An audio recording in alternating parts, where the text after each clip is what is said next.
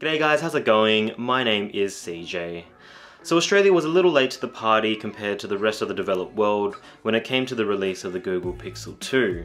Now that us Australians can finally get our hands on the Google Pixel 2, I've been using it for the last few days, and I'd just like to do a quick video to let you know about my initial thoughts about this particular phone. With that being said, let's get started.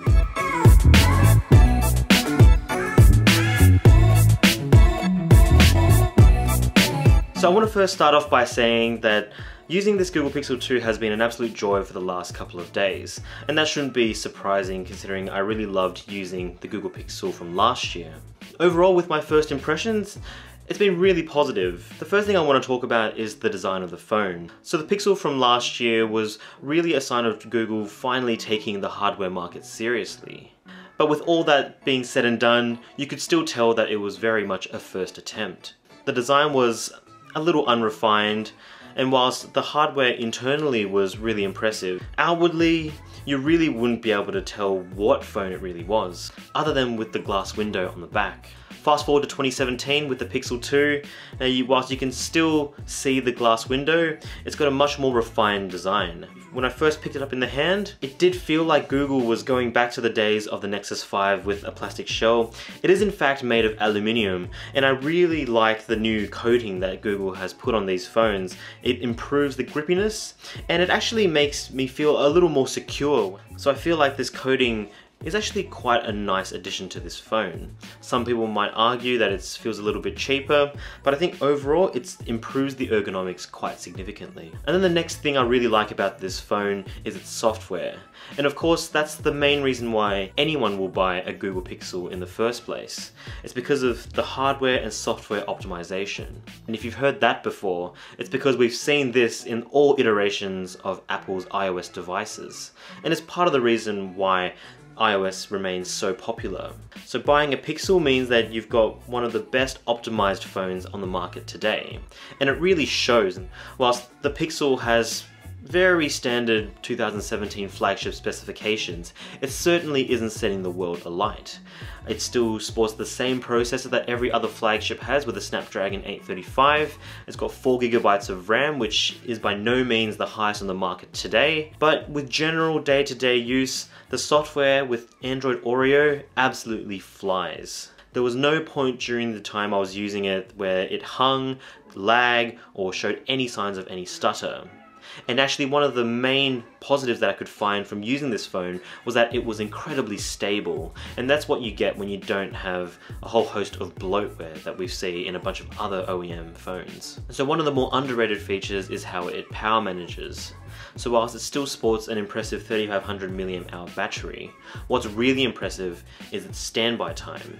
So I could leave this phone overnight without keeping it on a charger, and it would only lose about maybe a maximum 2% of battery life, which is really impressive. And this is something that iPhone's been nailing for years. So it's really nice to see an Android phone nailing this aspect. So what else really impressed me with this phone was its camera.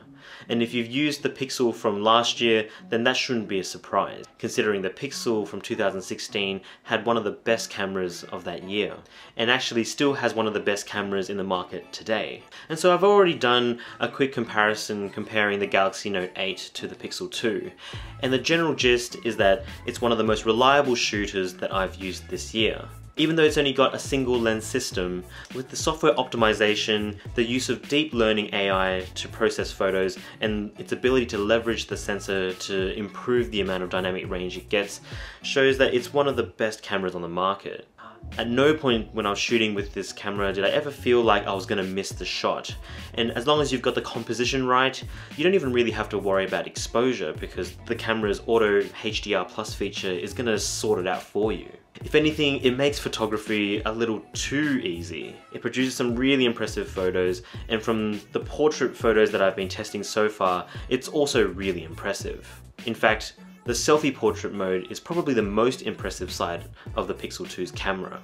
But of course, it's not all great. So the phone itself is beautiful, and the Pixel XL does adopt the 2017 bezel-less trend. But whilst it looks like it's a bezel-less phone, when you look at it closely, there's still some pretty decent bezels on the top and the side. And of course it is to house the front-facing stereo speakers. However, I feel like they probably still would have had some room in order to shave the bezel on the sides at least. And speaking of the stereo speakers, whilst it's really impressive to have stereo speakers in any phone these days, it gets plenty loud, but the sound quality itself, I wouldn't call it the most impressive. The HTC U11 had more impressive stereo sound, even though it had one of the more conventional systems with a front-facing tweeter and a down-facing woofer. That being said, I'm not going to complain with front-facing stereo speakers because I reckon all flagship smartphones should adopt this particular trend. And then we've got the display, which obviously is the most polarizing feature of the Pixel 2. In my limited time using it, I could say that I could definitely notice the blue tint straight away. There's no getting around the fact that there's something going on with the polarizing layer of the screen.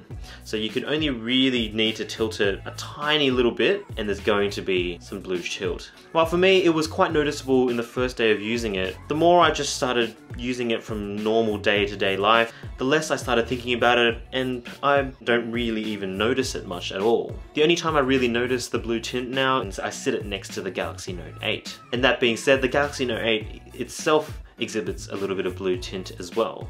Whilst it's not quite as obvious as the Pixel 2, it's still definitely there, and it's something that's just inherent in OLED displays. But in the end, it's disappointing in a phone that is this expensive. And then speaking about the display, whilst people have been complaining about the lack of saturation and the lack of pop when it comes to these displays. Again, it's quite noticeable when you compare it to a Galaxy Note 8, but in general, giving it to anyone else who doesn't look at these sort of screens every day, they just think it's a nice OLED screen. And as we know, this lack of vibrancy in the screen is more of an Android Oreo software problem that can quite easily be resolved with a software update. Where there is a concern is the burn-in issue. And whilst there's been some reports online with burn-in even in the first week of using it, in my experience so far, I haven't seen burn-in at all on my phone. So overall, it's been a pretty enjoyable experience, and whilst there's definitely some issues with the Pixel 2 XL model, I don't want it to overshadow the fact that the Pixel 2 XL is a really great phone. And I'm going to have to use it a little more extensively over the next couple of weeks so that I can give you my full review and my final thoughts on this phone. But so far I've been really impressed and I've really enjoyed using this phone. So if you want to see the full review, be sure to subscribe to this channel so you can be the first to see it. In any case, what do you guys think? Do you own a Pixel 2 XL? Do you think it's a great phone, or do you think the display issues are too big and you can't stand it? Let me know in the comment section below. As always, thank you so much for watching this video. Give us a like, and if you haven't already, do consider subscribing. Again, thanks for watching this video, and I look forward to seeing you in the next one. Say g'day to your mum for me. Cheers.